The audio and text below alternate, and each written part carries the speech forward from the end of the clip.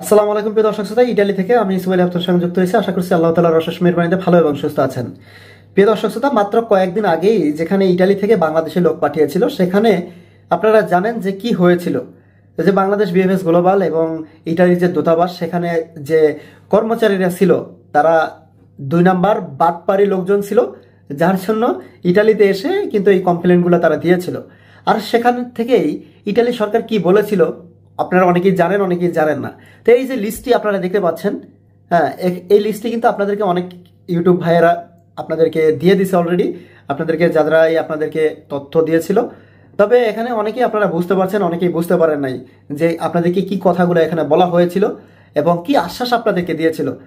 তো প্রিয় দর্শক, এটি আজকে আপনাদেরকে শোনাবো। তবে আমি আমার নিজের মুখ থেকে নয়, এটি অবশ্যই গুগলে আমরা শুনবো যে গুগল এখানে কি বলে, যেটা এখানে লেখা রয়েছে। তো আপনারা অনেকেই বুঝবেন না এটা, তবে যদি আমি আপনাদেরকে পড়ে শোনাতে যাব তাহলে হয়তো ভুলও হতে পারে, উচ্চারণ ভুল হতে পারে এবং আপনাদেরকে বুঝাইতে আমার অসুবিধা হতে পারে। তো ইউটিউবার ভাইরা অনেকেরা আছে যারা কিনা আপনাদেরকে বুঝাইছে ঠিকই, কিন্তু আপনারা বুঝতে পারেন নাই। তো সেই জায়গা থেকে আজকে গুগলের মাধ্যমে আমরা আজকে শুনবো যে এটি আসলে কি বলে। তো চলুন প্রিয় দর্শক, তারপরেই আপনারা আপনাদের মূল্যবান মতামতটা জানাবেন। তো শুনুন, আগে শুনেন কি বলে। ঢাকায় ইতালি দূতাবাস। ঢাকায় ইতালির দূতাবাস ভিসার ক্ষেত্রে দুর্নীতির বিরুদ্ধে লড়াইয়ে তার দৃঢ় অঙ্গীকার পুনর্ব্যক্ত করেছে। দূতাবাস উভয় দেশের পুলিশ কর্তৃপক্ষকে পূর্ণ সহায়তা প্রদান করছে এবং বাংলাদেশ ও ইতালি উভয় ক্ষেত্রেই প্রতারণামূলক কর্মকাণ্ড বোঝার ও শনাক্তকরণে সক্রিয়ভাবে অবদান রেখেছে।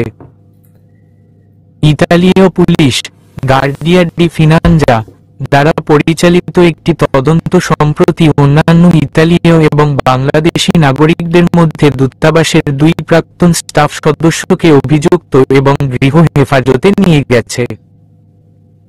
এটি দূতাবাস এবং অন্যান্য সংশ্লিষ্ট কর্তৃপক্ষের দ্বারা অপরাধমূলক নেটওয়ার্কগুলি ভেঙে ফেলা এবং অভিবাসীদের অপব্যবহার ও শোষণ থেকে রক্ষা করার জন্য কঠোর চেকিং কার্যকলাপের আরও একটি প্রদর্শন।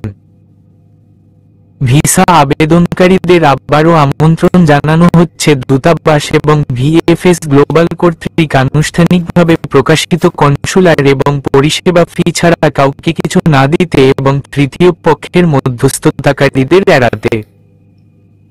আবেদনকারীদের তাদের আবেদন প্রক্রিয়ার সাথে সম্পর্কিত কোনো অসদাচরণ অভিজ্ঞ কর্তৃপক্ষের কাছে রিপোর্ট করার জন্য আমন্ত্রণ জানানো হয়।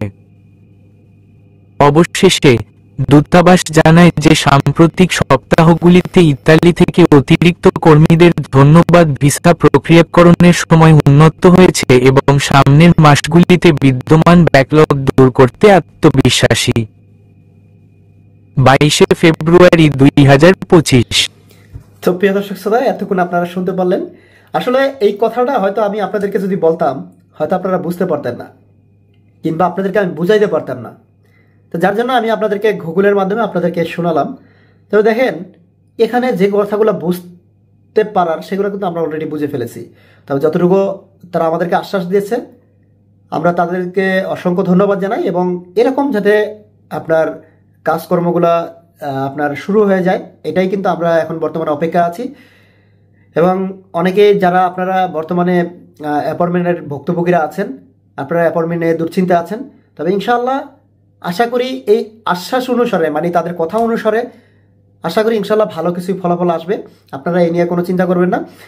যদিও আসলে চিন্তা করা প্রয়োজন হয় না, তারপর চিন্তা চলে আসে, এটাই স্বাভাবিক।